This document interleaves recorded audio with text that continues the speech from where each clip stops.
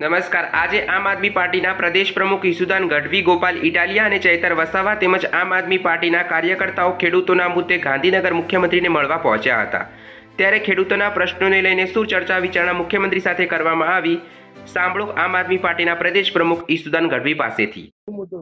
બિલકુલ છેલ્લા કેટલાક સમયથી રાજ્ય સરકાર ભાજપની ખેડૂતો ઉપર અત્યાચાર કરી રહી છે, ખેડૂતોનું શોષણ કરી રહી છે અને વિવિધ મુદ્દાઓને લઈને ખેડૂતો ખૂબ પરેશાન છે। ત્યારે આપે જોયું હશે કે જે રીતે મોડાસામાં પશુપાલક ઉપર ગોળીબાર થયો અને એની હત્યા થઈ, અમે એ પશુપાલકોને મળવા ગયા, માનનીય અરવિંદ કેજરીવાલજી પણ આવ્યા હતા।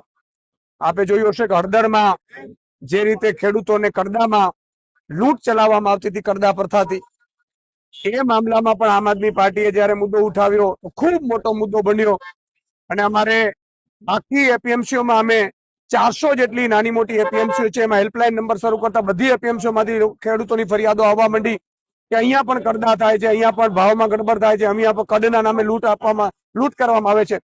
એટલે અમે આમ આદમી પાર્ટીએ છેલ્લા 2 મહિનાથી લગભગ 8 થી 9 કિસાન મહાપંચાયતો આખા ગુજરાતમાં તમામ ઝોનમાં કરી છે।